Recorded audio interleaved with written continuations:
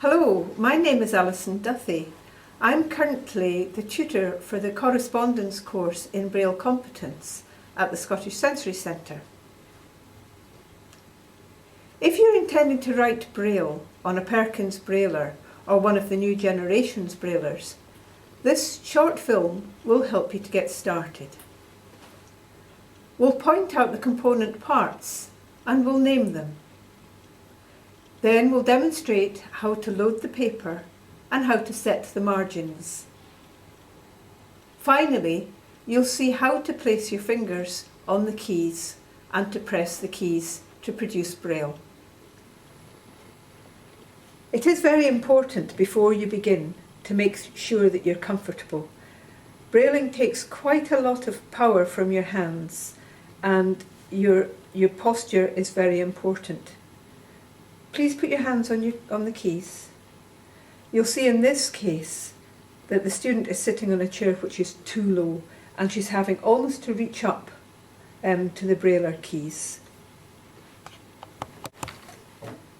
What we've done now is to find a more comfortable chair with a nice upright supportive back, but most importantly it's adjustable. Could you put your hands on the keys now? Do you feel you're perhaps too close to that Brailler? Are you comfortable? Move back a little bit and see. Right. Move forward again. Before you start brailling, just adjust your own seat to suit your own comfort and make sure that your posture is good and you're well supported. What you have in front of you here is a standard Perkins Brailler, and you'll see that we've got it on a soft mat. We highly recommend doing this. It reduces the impact under your fingers, and for any child it reduces the impact for their fingers, and when you're in a school setting it certainly cuts down the noise that a Perkins makes.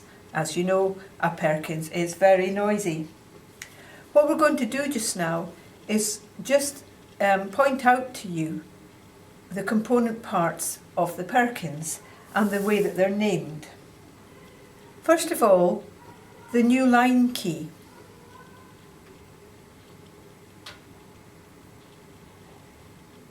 The space bar. The space bar's function is to move the Brailler head, which is also called the hammer or the embosser, one space along. The backstop has the function of moving that embosser head one space backwards. This is the return slide. This allows you to move the Brailler head quickly and smoothly back along to the left. You do it like this.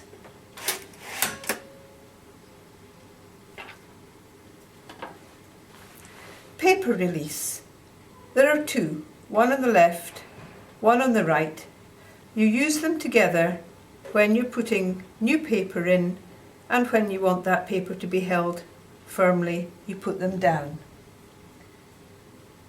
The paper winders also have one on the left and one on the right. You'll see those in action as well when we come to place the paper in the machine. We've mentioned the Braille head or hammer, which is absolutely essential to the production of Braille on the paper underneath. It moves along one cell at a time along your Perkins Brailler. You may have noticed that there's a handle here for carrying. The first thing that we're going to look at is how you change the margins on your machine. It's very important for you to know when you're reaching the end of your piece of paper and to organise your writing on the Perkins. To do that, we want to have a look at the little margin setters on the back of the machine. There's one at the left and one at the right. And to change the margins, you squeeze the top and bottom of the setter together and you see how you can move it around. Thank you.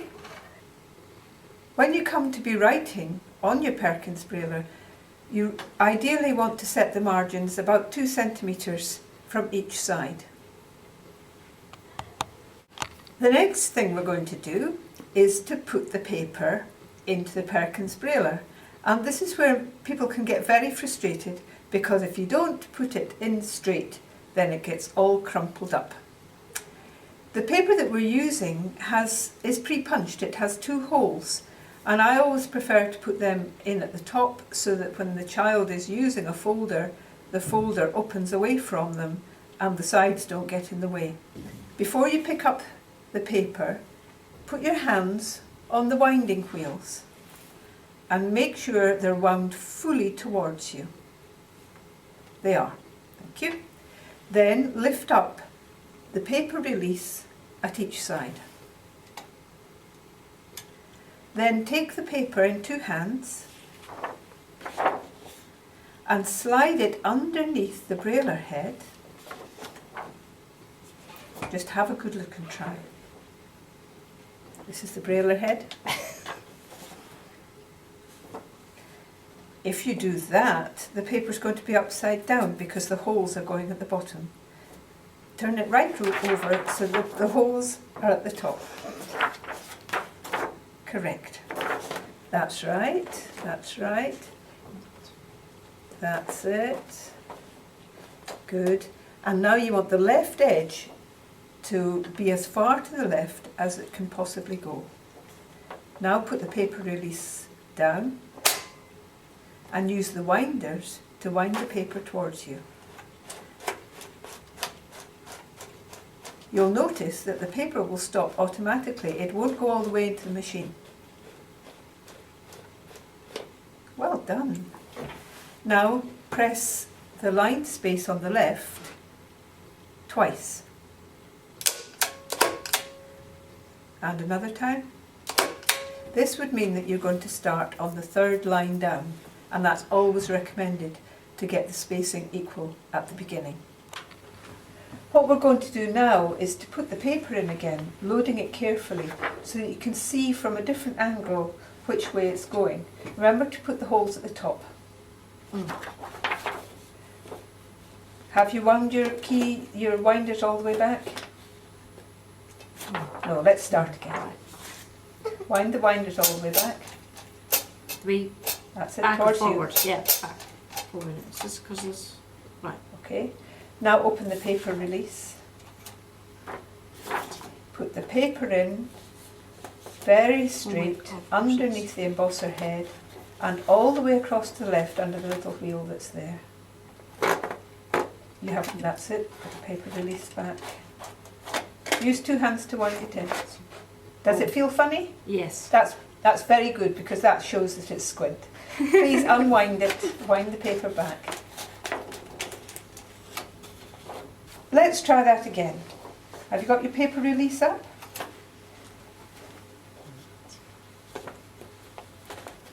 All the way to the left. When you're satisfied it seems straight, paper release down.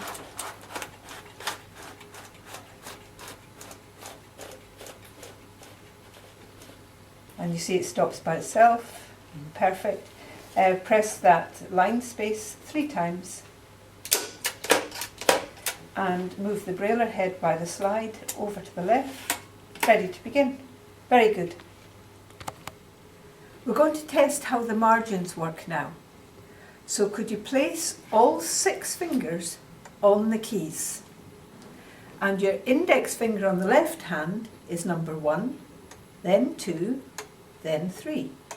The index finger on your right hand is 4, then 5, and then 6. Okay? And it's not like typing. In this job, you press the keys simultaneously. Is your brailler head as far to the left as it'll go? Yes? Thank you. Now I want you to just press very firmly all 6 keys together and keep doing it until the bell rings at the right hand edge.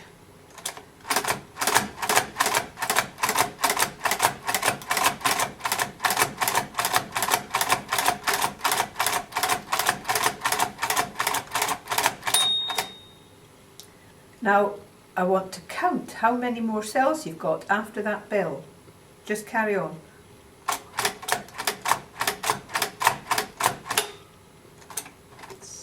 Six. You've got six because of where we've set the margins.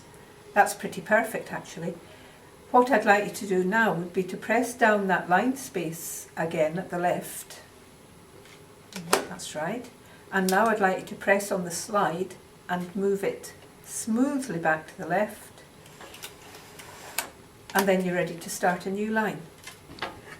What I'd like you to do now is just play with the keys on the brailler and see what they do. And I'll name them as you do. That's dot 3, dot 2, dot 1. Now could you put your fingers on like you did before? But just those 1, 2, 3 and press them with the correct finger this time. So that's all 3 together. Press with 1. No, that's 3. Try 1. No, that's it. Number 2, try 1 and 2 together. Try 2 and 3 together. You used the wrong fingers, didn't you? Try finger 4. Yes. Try 4 and 5 together. Try 4, 5, 6 together. Have a look at the braille that you've done. Do you see it here? Mm-hmm. Okay. Take a new line. Take the brailler head back. Well done. What does the key at the far right do? Doesn't seem to do very much, does it?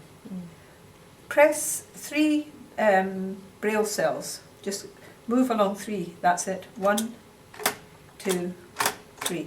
Now see what that key does. The one on the right.